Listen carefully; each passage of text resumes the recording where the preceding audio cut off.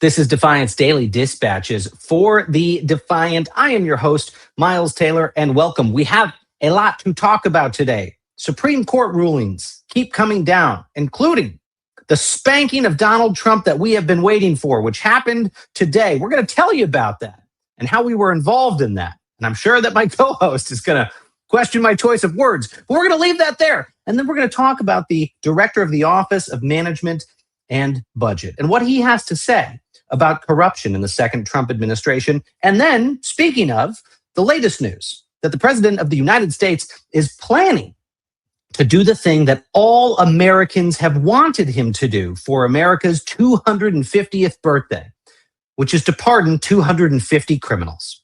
You can't think of a more perfect, more on the nose, more absurd thing for Donald Trump to do to commemorate America's 250th anniversary, which is let criminals go free.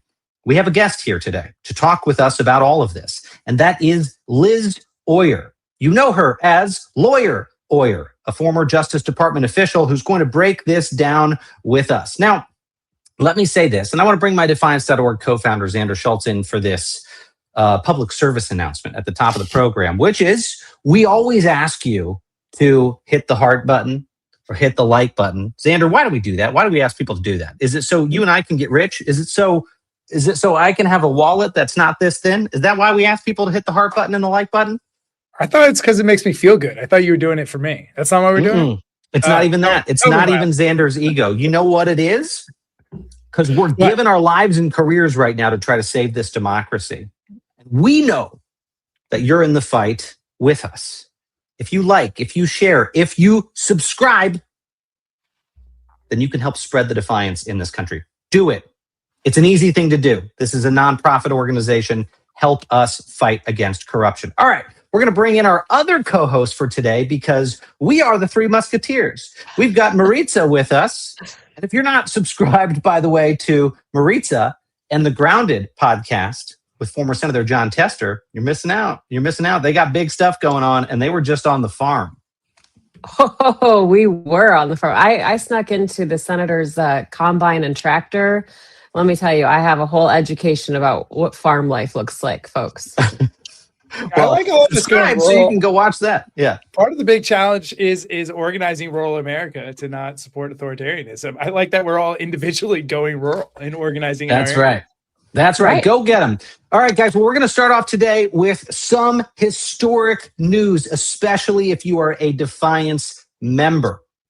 But before we get to that, and I mean historic news, before we get to that, I want to play a clip from one of our weekly mission briefings back in December. As a reminder, for those of you who are not yet members of Defiance, every week we take your membership dollars and put them directly into the fight against Trump's corruption. And back in December, we partnered with the incredible Democracy Defenders Fund, run by former Ambassador Norm Eisen, awarding them $20,000 to help challenge one of Donald Trump's very first executive orders. I want to play a clip from that show where Norm explained exactly what they were taking on.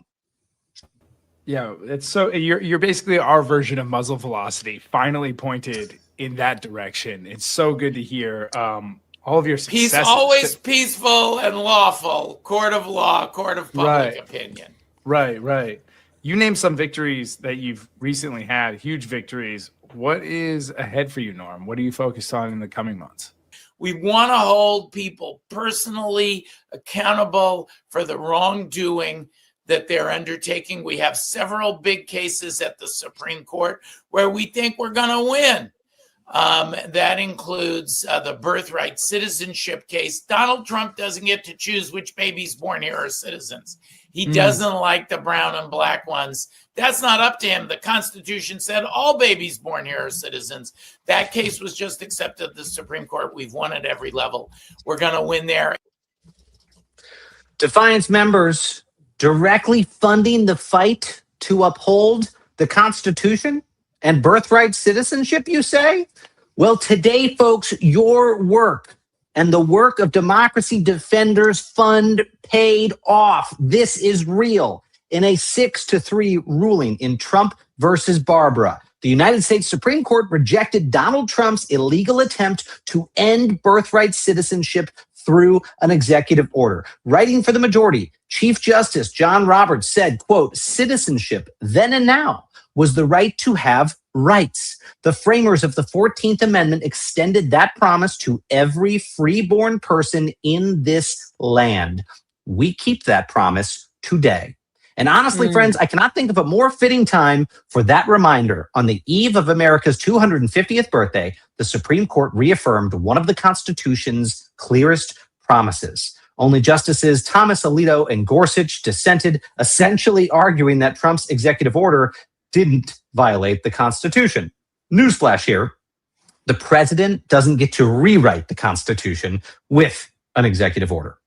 But they chose to kiss the ring all the way to the very end, with Justice Thomas writing a nearly 90-page dissent, the longest of his entire time on the Supreme Court. Just to give you perspective, the entire ruling itself was only 194 pages. I have to say, friends, this is really exciting, and I just want to applaud Defiance.org members. This is why our organization exists, to help go out there, highlight what the abuses of power are, and go crowdfund efforts to fight them. Just like we helped fund the effort to take this to the Supreme Court and support Norm and team in this victory. And we applaud them and you today for this success.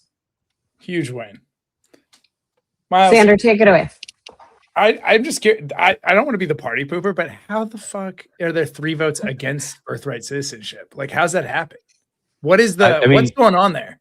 You got to go read these tortured dissents. I mean, you don't really. I don't encourage you to go read them, but it is like a game of, what's the game with the colorful circles? It's like a game of Twister. I mean, I don't want to imagine Justice Thomas playing a game of Twister, but you can see him engaged in these awkward contortions of his body and his bizarre legal mind to get to the position that somehow Trump can thread the needle with a sledgehammer to get around the Constitution and its 14th Amendment. It's very clear. The text is very clear. A lot of us said this when that executive order dropped, which was that the Constitution reads very plainly about birthright citizenship.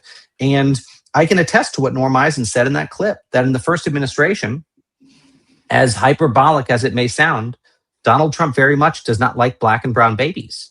He does not want them born here. And he said as much to us. He said he wanted to shut off immigration to the United States from people who came from these poor shithole countries, in his words. He doesn't much care if a Danish or a Swedish or an Icelandic baby is born here. He does not like that people from Haiti or people from Mexico or people from the Northern Triangle come to the United States and have babies here who are granted American citizenship. But guess what? As Norm said, he doesn't get to decide that. And today, the Supreme Court agreed. Big win. I think it's really interesting too. You bring up America 250, right? And while it's this landmark, right, banner year for America, it's also a really great reminder of how young we are and how we got here, which, by the way, is because of immigrants. And unless you are part of the indigenous community, we are here, you are here because of your immigrant ancestors. So we have a lot to talk about. We're going to continue to talk about what happened with the Supreme Court both yesterday and today. And there are some others that feel like a gut punch, but yes, celebrate the wins where you see them. Awesome. And I would urge you, if you are a Defiance.org member, go tell someone today or at a 4th of July barbecue, oh, hey, by the way, I played a small role in that Supreme Court decision. You can say that. And very proud of this group and this community of courageous folks for taking on these fights. Now, I know we can all agree, for sure, that continuing to invest in our friends over at Democracy Defenders Fund has been a very good investment. And because every investment deserves a dividend, I present to you this moment where Mike Johnson happened to be standing at the podium when reporters broke the news to him live. Just take a look. That's right. Sorry, birthright citizenship. Yeah. Okay. Look. Yes. As a constitutional lawyer, I got lots of opinions on this. Okay. Understand what the framers did, and when we added this to the to our constitutional order. I understood what the intent was. I think anybody who looks at this, oh dear, what they rule. Here we go. Children born in the United States, parents unlawfully or temporarily present, are subject to the jurisdiction of the United States and are citizens at birth under the 14th Amendment Citizenship Clause. Mm. What's your reaction to that?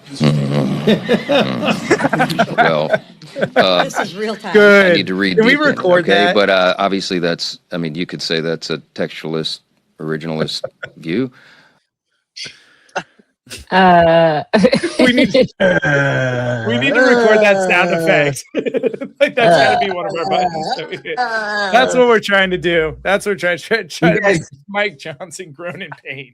I got to say, it's truly incredible that this man, people forget that the Speaker of the House of Representatives purports to be a constitutional lawyer, because he is just as eager to jump into that game of Twister with Justice Thomas, to just bend and twist himself around the Constitution as much as possible, as long as it pleases his boss, Donald Trump. No one's tongue is drier from having cleaned Donald Trump's shoes than Speaker Mike Johnson. And did you see this video of Justice Thomas walking the halls of Congress yesterday?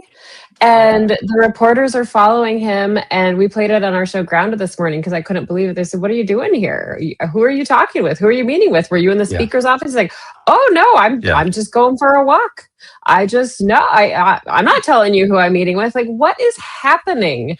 And Senator Tester just happened to show up here at the Congress. Just going for a walk. And Tester said this morning, that does not happen. That's not a normal sight through the halls of the Capitol. Not a normal sight. And I wish, guys, I could say that it was all good news today, but we're talking about Donald Trump's Supreme Court here. He had a lot of positions he was able to fill in his first term. And I've got a note here from our producer who says, "Ruth Bader Ginsburg, I'm still mad at you." I get it, Mercedes. But there was another landmark decision that came down today, and it's making a lot of election watchdogs nervous. It's important to look at this and call it out for what it is, folks. We got to be clear-eyed. We can't just pump ourselves up about all these things. We have to see what areas where the fight continues. And in the case of National Republican Senatorial Committee, NRSC, versus the Federal Election Commission, the court ruled along ideological lines in another 6-3 decision, in this case, to remove federal limits on coordinated campaign spending between political parties and their candidate. In other words, the floodgates have opened just in time for the midterms, for the Republican apparatuses to coordinate with their candidates on spending. In the opinion authored by Judge Kavanaugh, the majority made a point to state that this decision, quote, treats all political parties equally. It will allow all political parties, including the DNC and RNC in the respective Senate and House campaign committees, as well as other parties and party committees, to participate more freely and compete more freely and fully in the political process and to coordinate more closely with their candidates. But even the smallest bit of knowledge on where the biggest donors align can allow you to see how this overwhelmingly will favor Republicans. Republicans hold the largest private donors in the space, banking on big donation drops, while the Democratic Party is being propped up typically by smaller grassroots donations. So let's put this into perspective. According to Politico, in March of this year, the Republican National Committee is sitting on more than $109 million in the bank. The DNC has less than $16 million in the bank, and it's still carrying more than $17 million in debt. So yeah, the ruling applies to both parties, but when one side is already sitting on the biggest pile of cash out there, then removing the spending limits helps them a whole hell of a lot more. And of course, this did not happen by accident, my friends. The lawsuit was brought by Republicans, including then U.S. Senate candidate J.D. Vance and the National Republican Senatorial Campaign Committee. Then Trump got back into office, and his Justice Department, the Justice Department of the United States, which had been fighting against this, switched sides, abandoned the federal law it was supposed to be defending, and urged the Supreme Court to strike these limits down. Justice Alina Kagan warned exactly where this was headed. She wrote that today's ruling, quote, ushers back in the same opportunities for quid pro quo corruption and leaves campaign finance laws increasingly unable to stop political corruption. And if there was any doubt about who thought they won today, Donald Trump jumped in right away on Truth Social Media and called it a big win for Republicans. And you know what? For once, I think we should believe him, you guys. That's what I was going to bring up. I mean, go look at his reaction. It's a big win for Republicans. Well, I don't think he realizes or remembers that the executive branch is not supposed to be for one party or the other all the time. They're supposed to be for the people. Same with the United States Supreme Court, the judicial branch. And you don't like the Supreme Court should not be a big win for Republicans. This is for everybody. They set the law of the land. I think his True Social post is very telling. And, you know, on our show, Grounded, I don't know if there's one episode that comes up when we don't talk about one of the biggest problems in our political landscape today being insane amounts of money in our political system. And Senator Tester's a fellow with End Citizens United, and he does so much work to try to like stop this big money in any way they can and support candidates who will fight this big corporate spending and big money in our campaigns. It's personal for people who live in Montana. This goes back to, you know, Montana helped change campaign finance laws in the early 1900s because of huge corruption with our copper kings here in the state of Montana, literally buying their seats in the United States Senate. So I think that, you know, we are seeing all kinds of people comment on this, and really it's just wiping out a remnant of what's left in any kind of safeguards in our campaign finance system to keep the huge money out of it. Well said. Well said. I think it's so frustrating to hear the court argue that this is about both sides can do it and it's okay. Look, like the democracy is supposed to be about one vote, equal power per person. Mm-hmm. These guys now can spend money. I wrote down cost of doing business, big letters. It's a cost of doing business. If you can drive down your taxes or deregulate your industry, you can spend ungodly amounts of money on politics, and it's still just a part of your profit margin that you're getting to keep and maintain because you're getting your politicians into office. This has so many implications. Like, we're already living in this system, Maritsa, to your point. So it's not like, oh God, now there's money in politics. We're already living in that system. Right. But part of the trend and how we got to Trump is both political parties were captured by corporations and the wealthy. Right. That at some point, because there were money in politics, the Democrats also abandoned unions and church groups and moved towards catering to large donors and corporations. And then in that vacuum where there was no political party that many people felt like were fighting for the little guy, you had Rust Belt workers become vulnerable and switch over to MAGA. You had a bunch of other groups that said, no one's looking out for the American worker. Fuck it. I'm going with this guy.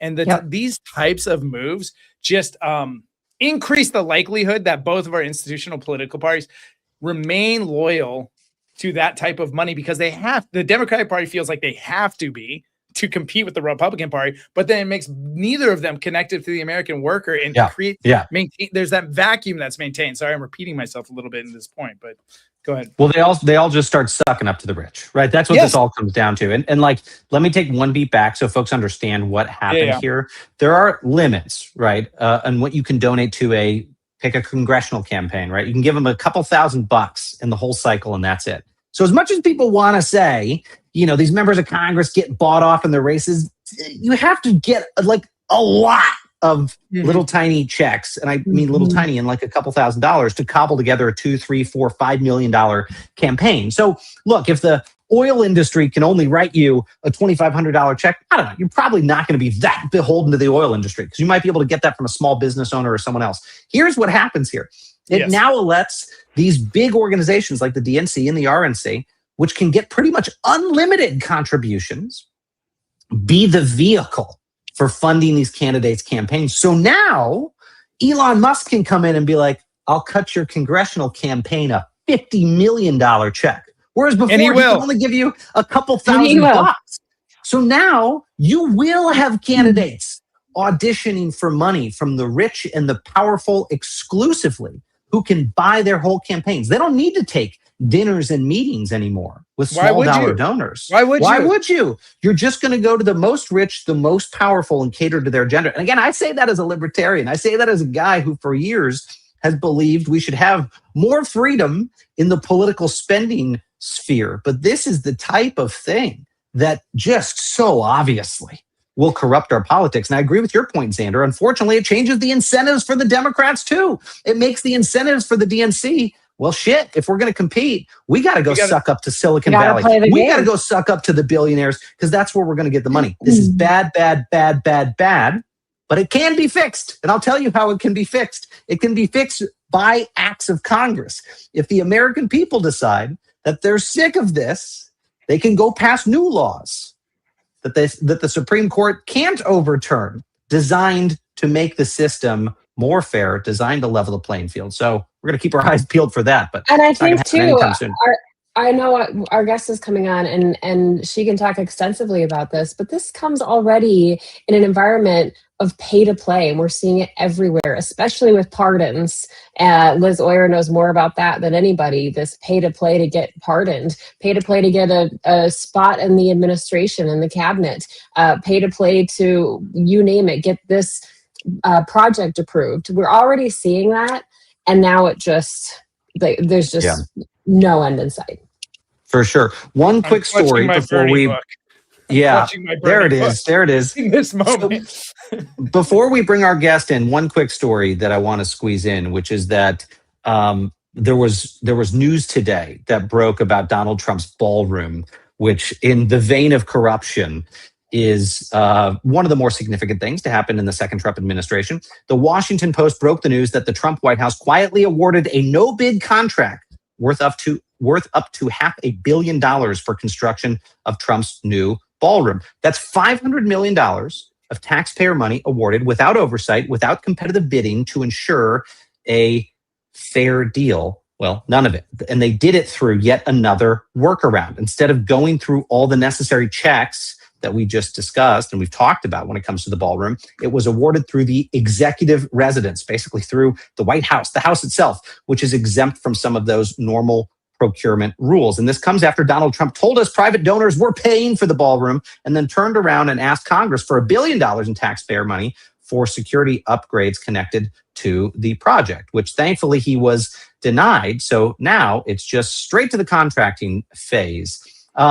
That is something that we can talk about more in a minute here, but let me take us into our third story and bring our guest in, because as I mentioned at the top of the show, tomorrow marks America's 250th birthday. And while we've spent the last few days covering Trump's disastrous America 250 State Fair, it turns out he has another way of celebrating in mind. According to a new report from The Atlantic, the White House has been discussing issuing 250 presidential pardons to commemorate America's 250th. They're literally calling it 250 pardons for 250 years. Now, look, folks, presidents have always had the constitutional authority to grant pardons. That's not what is raising eyebrows.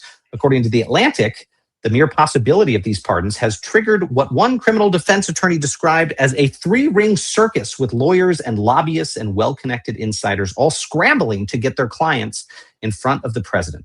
One former administration official called the whole thing, quote, batshit crazy. And perhaps the most stunning allegation of the piece comes from a prominent white-collar defense attorney who told The Atlantic, quote, it is general knowledge that in our practice that for $2 million, you can have a pardon. Now, the White House flatly denies that anyone is profiting from pardons, but if you want to understand how the pardon process is supposed to work, there's probably nobody in the world better to ask than our next guest.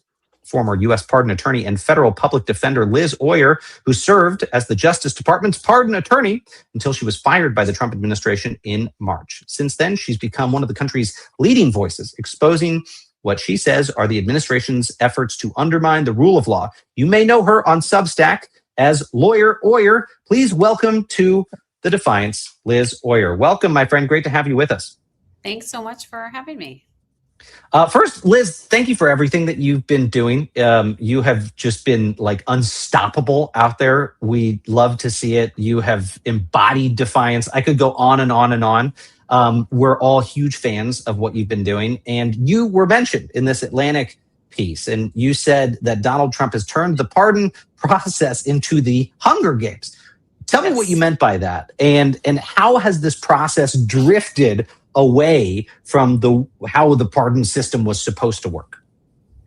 It has more than drifted. We have lost sight completely of how the pardon process is supposed to work. So this is a power that was put in the Constitution by the founders with the idea that the president would use it for the public good, that he would use it to make our justice system more fair by correcting overly harsh sentences. And for those of us who are in the criminal justice space, which I've been for a long time, there are lots of examples of true over-incarceration. There are people who are serving mandatory life sentences for nonviolent drug crimes, for example, under outdated mandatory minimum sentencing laws.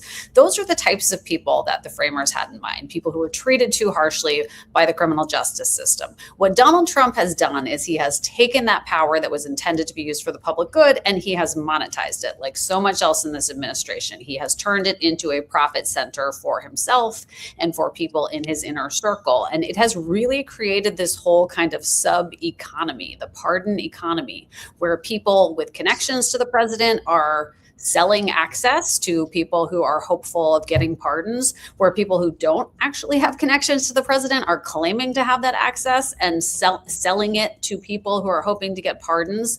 And a huge number of people are making a tremendous amount of money just on the possibility of pardons.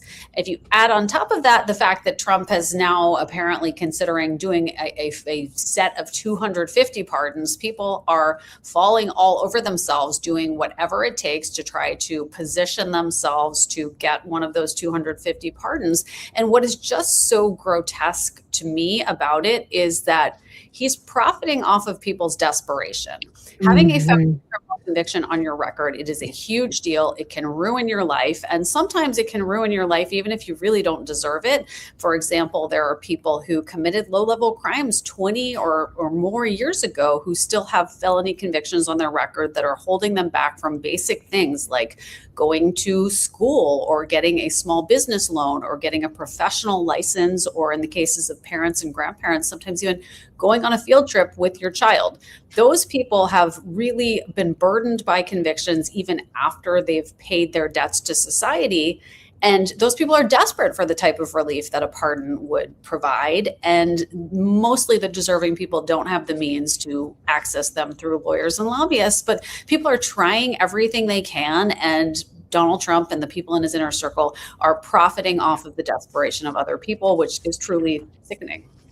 Liz, you make so many good points. And when I think one of our first conversations that I had with you on Grounded, you talked about what that means for everybody else. Like first, if you set the corruption aside, if you set, the pay to play game, the Hunger Game aspect aside, what does it mean for the rest of us? What does this mean at the end of the day for the average American?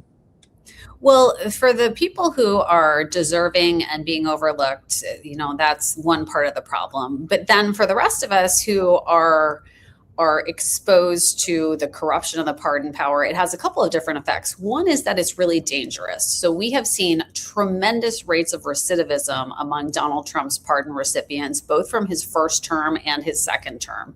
Already, there are somewhere around 100 documented cases of the January 6th pardon recipients being charged with or convicted of new crimes. Some of these are incredibly serious crimes involving the sexual exploitation of children, for example. There's one man who went back to prison for life. He was sentenced to life after being pardoned by Donald Trump for sexually abusing 2 minors and then promising that he was going to pay them out of his January 6th settlement fund.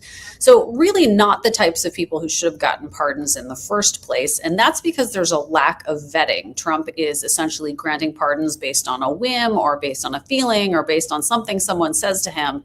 And he's not actually doing the type of investigation and vetting that traditionally would be done done by the Justice Department. There is a very rigorous vetting process in place that involves an FBI background investigation in ordinary times before you can get a pardon. But Donald Trump is just literally handing them out on the golf course, at Mar-a-Lago over dinner, and that is incredibly dangerous. Yeah, it's so clearly a grift. You saw that with some of the crypto bros that he's since released in pardon. There was CZ, there was Ross, who ran Silk Road before that. Liz, what do you think the chances are that this is going to be 250 young black and brown kids that received extreme sentences for nonviolent offenses? Who do you think we're looking at here? I think we're looking at a number, we're probably looking at a lot of very rich, very undeserving people who can pay their way out of a problem, people who don't actually deserve the relief based on the merit. Meanwhile, there are over 20,000 applications stacked up with the Office of the Pardon Attorney just waiting to be reviewed while people are accessing the White House through the front door with donations and political connections. And the people who are deserving are largely being overlooked in favor of the wealthy and well-connected. Liz, you dropped a bombshell on our friend Maritsa's show last week on the subject of pardons and clemency because you had published your own investigation into something involving Acting Attorney General Todd Blanche and Ghislaine Maxwell that frankly stopped all of us in our tracks. You say that you found evidence that the Justice Department changed long-standing Bureau of Prisons policies, giving the Attorney General new authority to personally direct where certain prisoners are housed. And when you posted about this, and I saw the memo that everyone else missed this May memo from the Bureau of Prisons that basically passed off the ability to move individual prisoners around to different prisons up to the Attorney General, which basically means it goes up to the president, right? I mean, the Attorney General is the president's direct subordinate. There's no line anymore between the Justice Department and the White House. So for all intents and purposes, Donald Trump now has a power no president's ever really had in the modern era, which is to pick a criminal and move them around in the system, which means you can, in addition to the pardon, you can reward friends and foes by saying, I'm going to go send you to a fancier, like lower security prison. Talk to us about this. I mean, you understand this system better than anyone. How significant is this move? It is incredibly significant, and you clearly understand it. I feel like, but most people are not understanding how big of a deal this is. So what is so unusual about this actually dates back to January 20th of 2025, which was the first day that Trump was back in office. One of his first acts on that day was to fire the director of the Bureau of Prisons. That is not a political appointed position typically. It's a career official. I mean, you're managing an extensive prison system. It's not a political role. But Donald Trump fired the director of the Bureau of Prisons for reasons that were never explained. And then he handpicked her replacement, who was sworn in April of 2025 by Todd Blanche, shortly after Todd Blanche was confirmed to serve as the Deputy Attorney General. That man, William Marshall, reports directly to Todd Blanche, and he is the person who signed this new policy. And it's not that I found evidence of it. Like, the policy is there in black and white, and you can find it on the DOJ's official website. And what it says is that the Attorney General has the authority to essentially override like a 120-page policy document that lays out in great detail how the Bureau of Prisons decides where people go to serve their sentences and just dictate where he wants the person to be placed. And he can order a transfer or he can order an initial placement really at his discretion without any regard for the traditional rules. Traditionally, there is a deep dive done into an individual's background that looks at things like your criminal history, any history of violence, history of escape attempts, gang affiliation, like all sorts of minutia that would affect where you can safely be housed. And the primary consideration has always been public safety. So people like Ghislaine Maxwell, who are convicted of a sex offense, cannot be housed in minimum security camps because they are not secure enough. Those facilities are essentially open to the community. You could walk out of one easily. And so it has been determined that it's dangerous for people with sex offense convictions to be housed in that type of facility, and it's not allowed. But now under this new policy, Todd Blanche can waive all of the traditional criteria and considerations and just dictate where someone should go. That's obviously got a tremendous potential for corruption, I mean, like everything is for sale in this administration. Everything that's not bolted down is for sale, and pardons are for sale. And now it looks like prison access may be for sale, special treatment. You can get on the first class plan if you can donate a couple $1 million, and then Todd Blanche can put you in the best prison. And maybe even scarier is that on the flip side of that, if you're somebody that the president doesn't like, he could have you sent to a supermax prison. There is a very scary prison in Colorado called ADX. It's a supermax prison that is reserved for terrorists and serial killers and the most dangerous criminals who cannot be safely incarcerated in a regular prison. They're in solitary confinement almost all of the time. He could decide that somebody who's arrested for protesting ICE would be sent to serve their sentence there. I mean, it really just has tremendous potential for harm on both sides, both the carrot and the stick piece of it. Wow. Yeah, I think you just named it so clearly.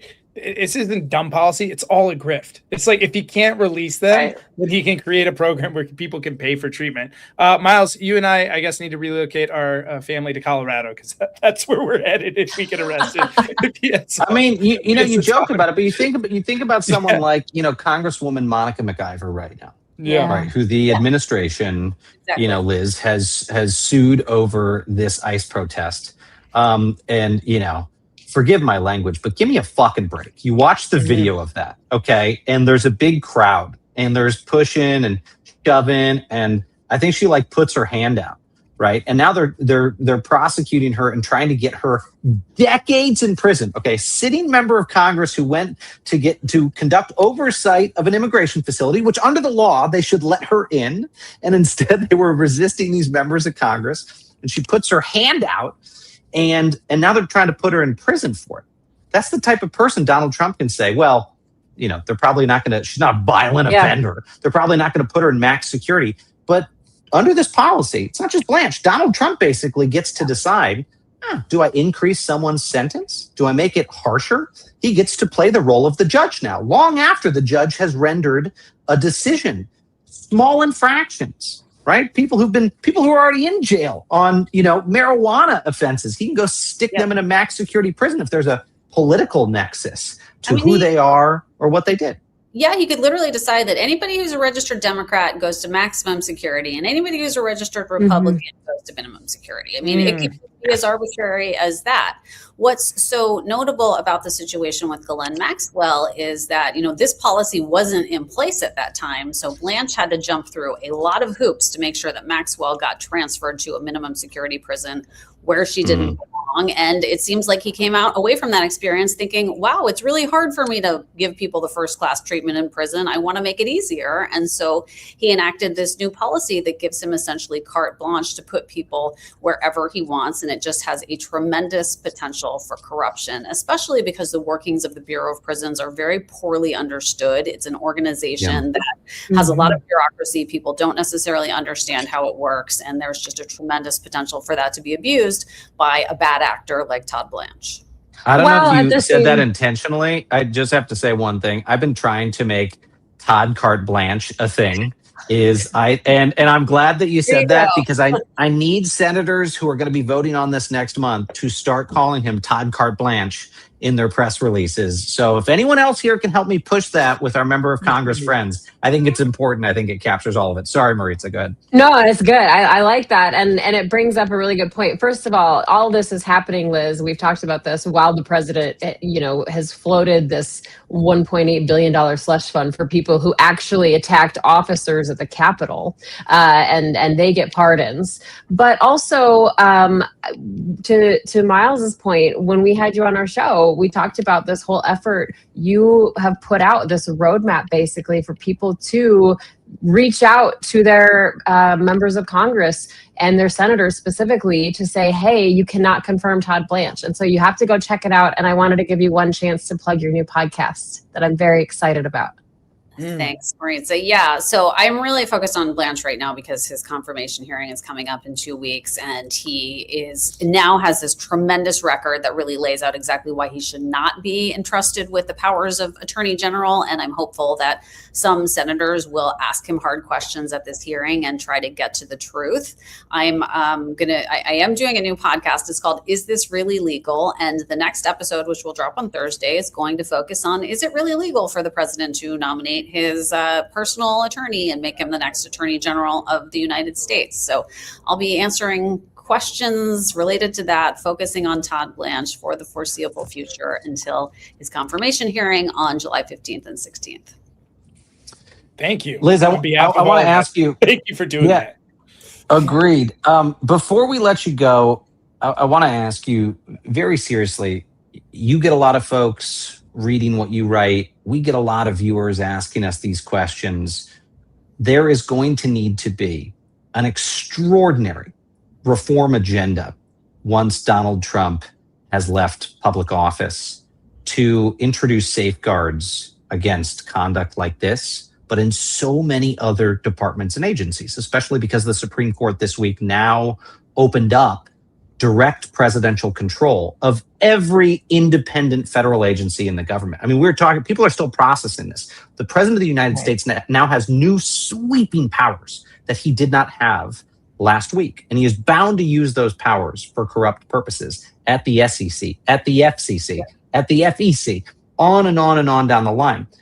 Talk to me about what is front and center in your mind when that reform agenda, let's call it HR 1, the first bill introduced after Donald Trump, a mega reform bill, what needs to be in it to shield the justice system from being abused by a president the way it has been abused in historic fashion by this man?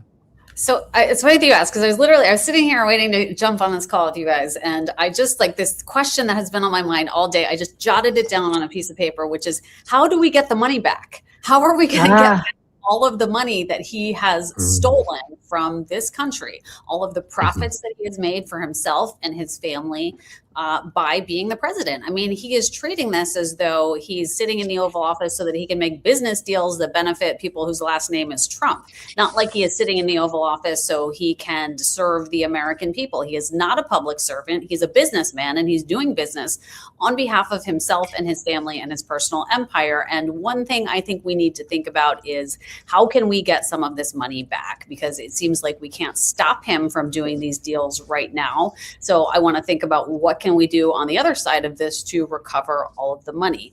I think that it's really important that we're not thinking about the past sort of landscape of our institutions and agencies with the nostalgia that I think maybe some folks are. Like, I see the Justice Department as a place that has always been deeply flawed. I was a federal public defender litigating against the Justice Department for 10 years before I joined that organization as a pardon attorney. And I had a lot of notes coming in the door about how that institution could be better and fairer and better serve all segments of our society and all communities. And I think that we need to really have a fresh set of eyes going back, thinking about how we rebuild some of these things stronger and more durable. And I think we need to think about how we can reclaim what was taken from us by Donald Trump and his corrupt administration. Well, Liz, can I throw out an idea for a smarter mind than mine to toy with, which is that Donald Trump right now has undertaken a grand conspiracy investigation in Miami into a bunch of people, from the former CIA director John Brennan to allegedly other folks who defected from the Trump administration, saying there was a big deep state plot against him.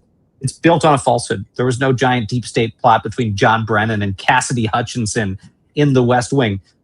But there's something interesting there, which is that after Donald Trump leaves office, there may be a grand conspiracy investigation into systematic efforts to defraud the United States and use the office of the presidency for profit. There seems to be very clear evidence there. Anyway, I'm just putting that out there. There might be a mega case that exists to recoup billions and billions in ill-gotten gains. But a better lawyer than me, being a non-lawyer, could perhaps dig into that concept. Well, I just want to say, Miles, like, I think we need to think about how to make this country whole.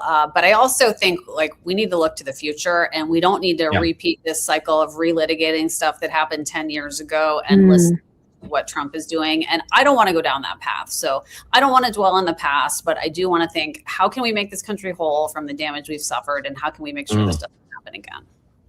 Amen. Liz Oyer, you can follow her on Substack right there at Liz Oyer, and the new podcast, Liz, Is This Really Legal? Like it, subscribe, download it. We're going to be voracious listeners. Liz Oyer, thank you for everything you have done in public service and your continued public service. We really appreciate you. Likewise. Thanks so much for having me on. Friends, that leads us to, I could have talked to Liz all day on this subject. I had about 1,000 more questions. Sorry, I kept foot stomping Xander. He was like, I'm going to jump in with a question. I was like, the hell you will. I'm going to ask another question. Liz is fantastic. But we need to go to our final segment of the day and every day, which is who is joining the Defiance in this country. And today, folks, Defiance is going digital. While most people use video games to connect with friends or relax, the female gaming creator, known as B_Nana, uses them to blow off political frustration. With a perfectly calculated siren song, she lures in unsuspecting MAGA supporters to her with one simple question. If she doesn't like their answer, well, let's take a look. What do you think about Donald Trump? What do I think of him? Yeah. Oh no, I despise him. Oh, like very nice. much so. Excellent. Yeah. Hey, what do you think about Donald Trump? Donald Trump? Yeah. I mean, he's my president. But hate him. He's in charge of the country, man. Oh my god. Yeah, that's what I thought. Do you like Donald Trump? You can tell me. I don't know. Why? What's it matter? Bye bye. I see. Yeah, tell us. What do you think about Trump? I have a right. So friendly too. She asks so friendly. I'll give you. This is actually a great way to blow off steam. So wrong answer. No, don't count that answer. No, the brutal. non-answer is an answer though. Brutal. So I gotta say this. I'm not a. It is. I'm not a big gamer, but this is hilarious. I mean, I know you can like wear the headset and you can like talk to other people. Never occurred to me that you could like run a litmus test of politically who you're gaming with and decide whether you're going to team up with them or go against them. Which, by the way, I also have to say, I delight in this segment. If our audience doesn't know, Xander and I and Maritsa usually come in cold to who is joining the Defiance. So we get to experience with you the hilarious stuff that our team finds out there. Sometimes they're very heartwarming and, tugging at the heartstrings. But what a riot. B_Nana really just politically going after her enemies out there. And no actual people were harmed in the production of that.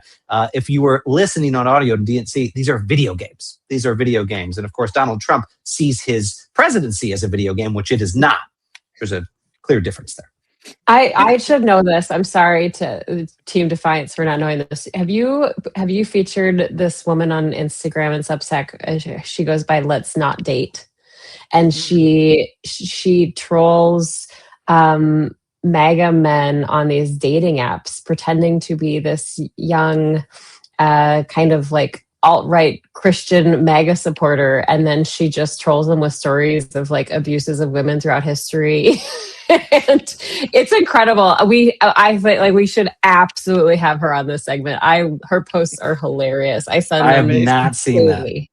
I think Mercedes is grinning down there in the green room. She's like, yeah, getting ready to get featured.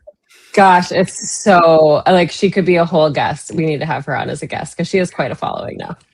I've got to say one thing sort of tangential to who is joining the Defiance, but I was texting earlier with someone who, let's call him a MAGA adjacent friend for many years who, has long been in the Republican Party and cozies up to MAGA. And this person, of all the things that could have caused him to defect from association with MAGA, it has been how embarrassing the America 250th celebrations are. Is we forget sometimes that the thing, unfortunately, for better or for worse, that often wakes these folks up is they don't want to be associated with a loser. Yeah. You know, it may not be the rule of law. It may not be the bonfire that they've made out of the United States Constitution. It may just be that the guy looks like a loser and they don't want to be associated with him. So I was texting with this friend who was just like, you know, yeah, gosh, I can't believe how bad he screwed this up. And I was like, you know, I wanted to say, of all the things that woke you up to who Donald Trump was, it's the fact that he throws a shitty party. But then I thought, you know what? I'll take it. The more people they can get to defect. And Donald Trump just does that on his own. This is raw, unfiltered Donald Trump that has created these absolutely pathetic celebrations in the nation's capital. And it's causing him to lose otherwise hardcore supporters. Miles, it wasn't enough for your friend that he charged you with treason. That wasn't Don't get my wife started on this category. I would say there are about a dozen significant people in our social circle who were not turned off enough by Donald Trump by the fact that one of their own friends or family members was persecuted by him. But then they'll have a little pet issue and they'll come to us and say, I can't believe he did this too thing. much. And I have to say to Hannah, don't rip their head off. Don't rip their head off. And sometimes I fail. And oh she does. my God. Go ahead, Maritsa. To your point, Xander, it's a great point. It's like, I think you don't have to rip their head off, but you could be like, really? But that was it? That may literally have been my wife in the gaming clip. B_Nana might actually be Hannah, my wife, you know, going on social media platforms and going after. That may be how she's getting the frustration out. We've got time for just a couple of viewer questions here. Defiance member Songbirds Mom 1001 asks, "Where's the bookmobile?" Where is that this thing? This is a great question. Where is that thing? Songbirds Mom 1001. We're gonna talk about that in more detail tomorrow at our Defiance.org members only meeting. That's what happens this Wednesday, once a month. But because you asked, and it was a good question, let's fill in the broader audience here. Is some of you may announce or may remember that a few weeks ago we announced that we were partnering with the Trumpsonian to launch the Trump Epstein bookmobile to travel the United States this fall with the printed Epstein files. They printed out all 3 million Epstein files. Well, that's happening. Songbirds Mom 1001. We don't just announce things and let them disappear into the ether. It's taken a little while to actually buy a truck, wrap a truck, outfit a truck to get this thing on the road.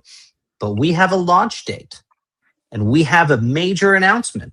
And before we do any of that, we're going to tell you all who are members of Defiance.org privately tomorrow in the members only meeting. So come tomorrow to find out the details, but we're just a few weeks away from that thing going out there and hitting the road. So we're really, really excited about that and excited about some of the special guests who are going to help us drive the Trump Epstein bookmobile. I know, it's going to be wild. I feel like we need to talk about the inside joke, though, about when I, like, pulling the curtain back for everyone. You know, I was really upset that Xander and Miles didn't invite me to lunch. And then the next day, I was hosting on here with you folks, and Mercedes said something like, well, Miles is driving the bus today. And I was like, what? They're in the bookmobile without me? Like, what do you mean they're driving the bus? And then she meant the figurative bus of the show, not the literal bookmobile. So that's just fair warning. If you two show up in that bookmobile and you don't invite me, there will be hell to pay. It was such a great moment because we literally say when we pop into the green room, like, who's driving the bus today, right? Is Maritsa leading and doing the stories, or Xander and I responding? And you should have seen her face. You should have seen her face when Xander, who's driving the bus? She's like, oh, so we're just getting in the bookmobile without me? I like the idea. Look, we still need like a formal driver, Maritsa. If you want to volunteer, you could be the driver of the bookmobile all summer long. All across Montana, back and forth, back and forth. That's the plan. If that's a paid gig, I'm unemployed technically. So let's talk about it. All right, let's Probably couldn't be. I do have to say, I feel like in terms of a resume item, that might be the most interesting resume item you could ever have. Is like, I was the bus driver of the Trump Epstein bookmobile to call out corruption, to fight perverts, to crime fight on the streets of America with 3 million printed files. Like, that was a pretty cool thing to put on your resume. Yeah, better than driving the Wienermobile. Yeah.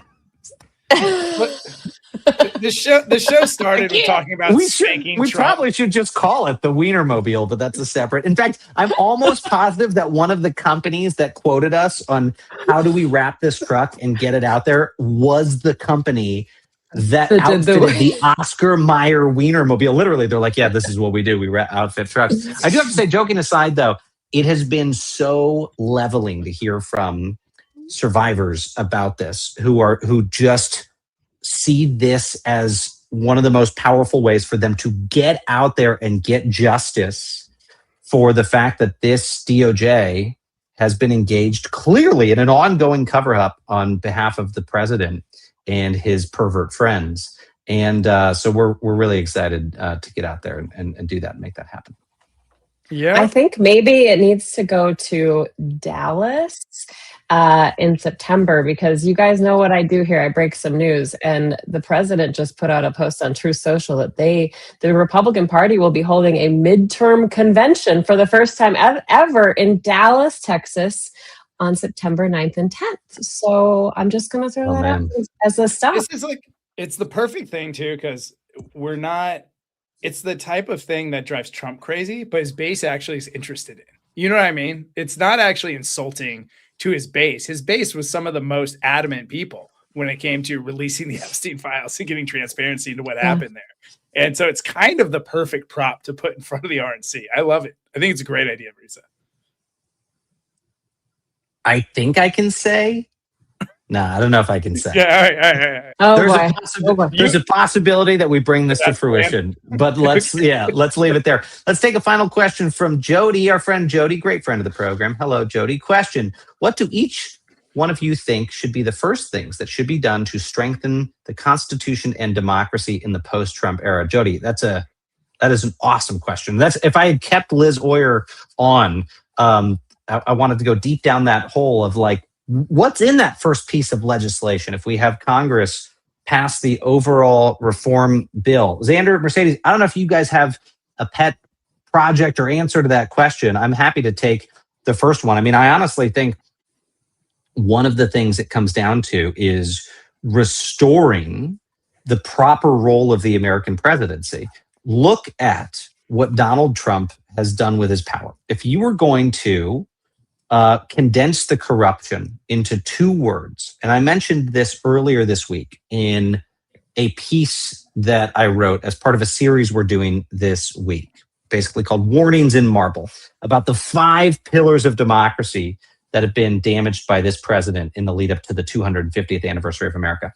And one of those first pillars is restraint, that an American president is supposed to be elected as a person who will hold back from abusing his or her powers. And if they don't hold back, that the rule of law will prevail over the ruler. That restraint is gone. That pillar of democracy has crumbled under this administration. We're not going to hedge about that.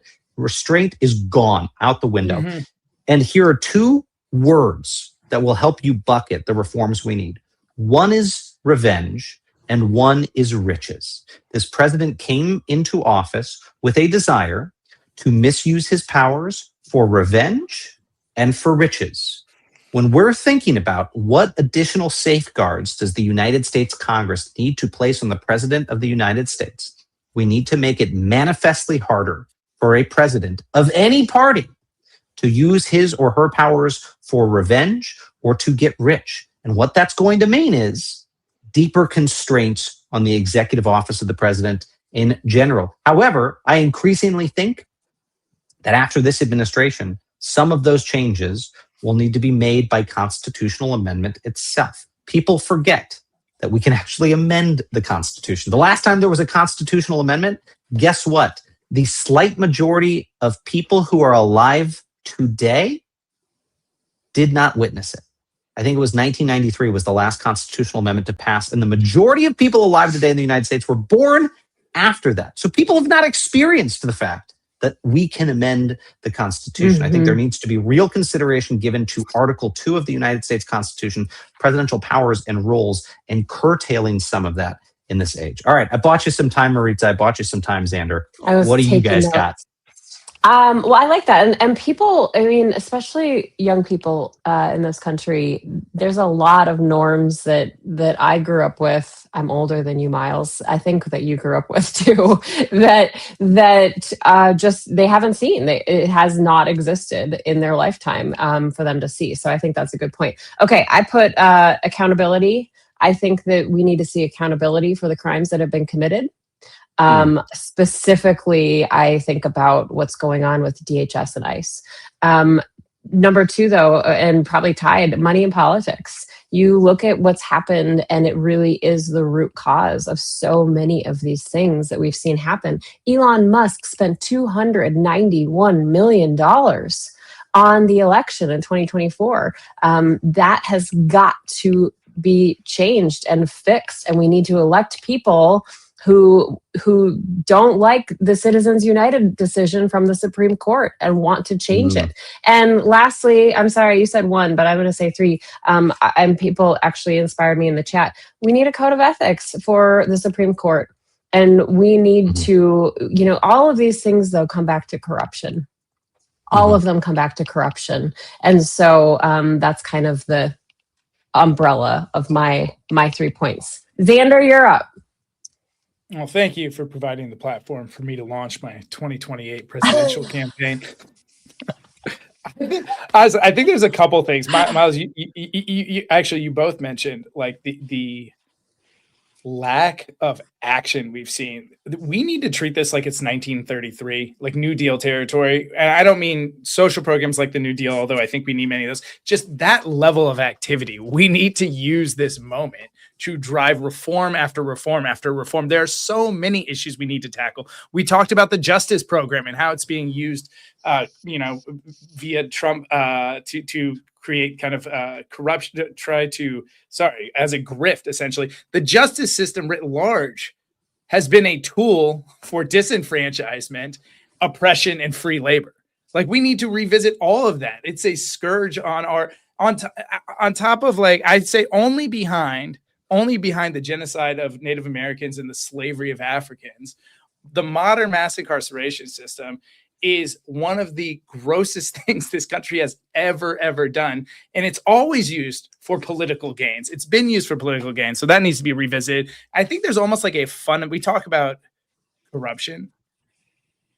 The thing that allows for corruption in this country, and this is outside of this is a policy, but it sits outside of, I think, like the nuanced policies.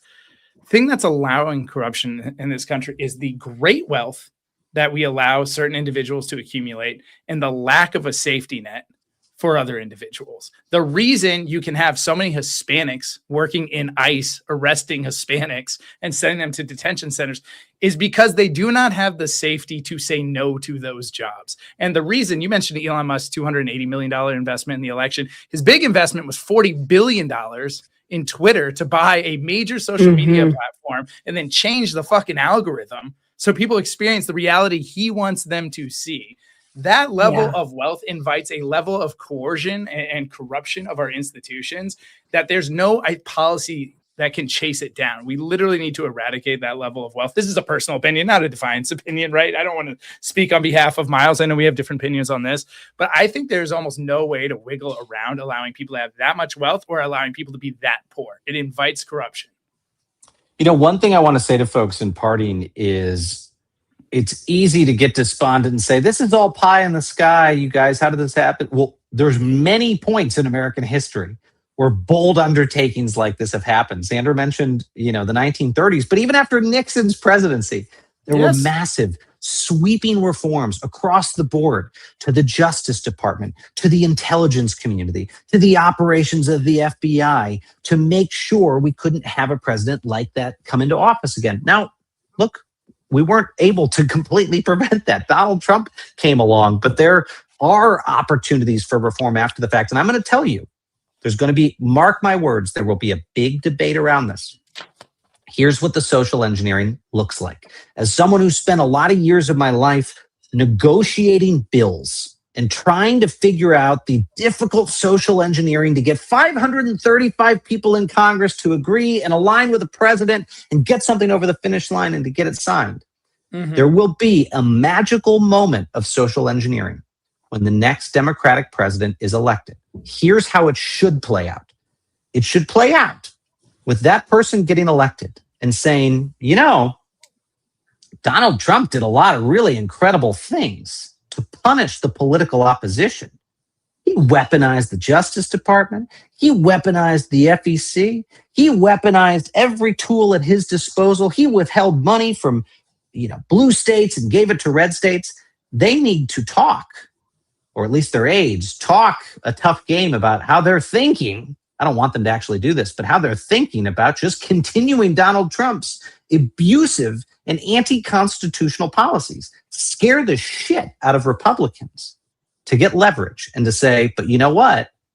We're willing to trade away all of the authority, all of the ability to do those things that Donald Trump did in exchange for legislation to make sure none of us who hold this job can ever do it again. And that will be a hard thing to do because there will be Democrats. There are people listening to me saying this right now on our program who say, but I will want to use those powers to get revenge against Trump and the Republicans. I don't mean turning away the possibility of legitimate investigations. I mean the abuses of power he has taken on to go after his enemies and to enrich himself. And there will be a moment for that incoming Democratic president to say, I'll cut you a deal, Republicans in Congress.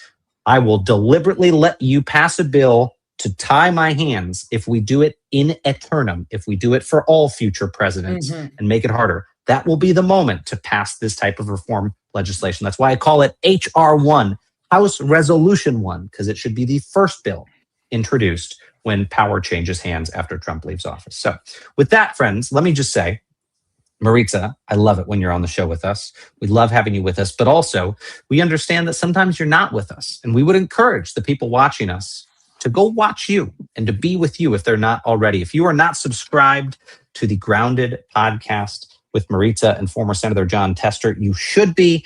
It's fantastic. They are amazing. And we'll get the senator back on here again. If you're not following Xander's Substack account, you're missing out on some unique content that I often disagree with, but that I love to see pop up in my feed.